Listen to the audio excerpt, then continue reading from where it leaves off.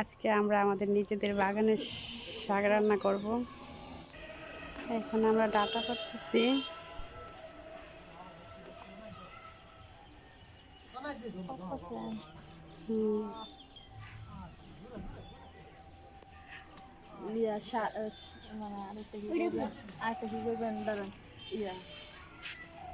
আলাদা একটা আনন্দ। এটি দেখতে যেমন সুন্দর, খাইতে অনেক স্বাদ লাগবে।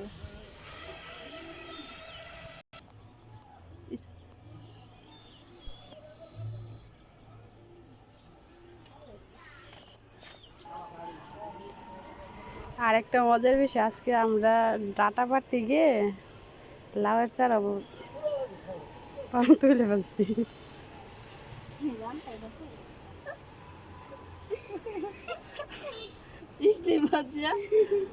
আর ডাটার সাথে মরিচ রান্না করবো।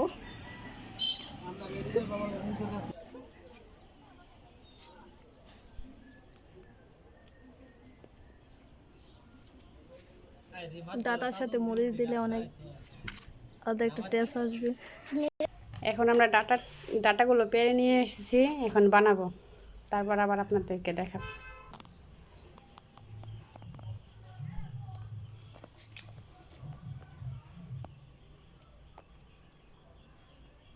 ডাটাগুলো অনেক নরম, এগুলো বানাইতে অনেক ভালো লাগছে।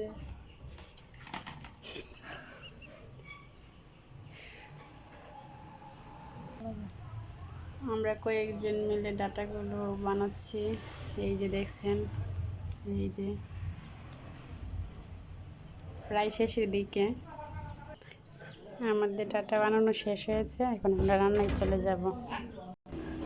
শাকগুলো ভালোভাবে ধুয়ে নিয়েছি, এখন পানি ঝরতে দিব।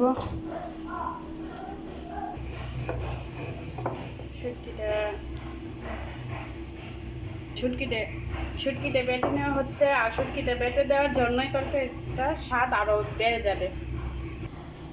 এখন আমরা রান্না বসিয়ে দিচ্ছি। এখন মশলা দেব,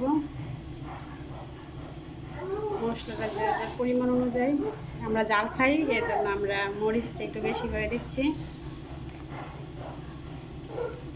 ধনিয়া গুঁড়া আধা চামচ, হলুদ হাফ চামচ,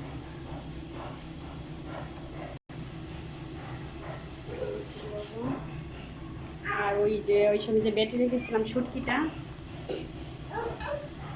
ওই সময় বেটে রাখা শুটকিটাও দিয়ে দিচ্ছি, আর সাথে চিংড়ি মাছগুলা, ওই সব কিছু একসাথে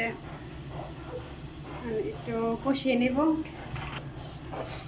এখন সবগুলো উপকরণ একসাথে দিয়ে কিছুক্ষণের জন্য ডেকে রেখে দেব। মশলাগুলো কষানো হয়ে গেছে, এখন শাকগুলো দিয়ে দেব, ডাটা শাকগুলো।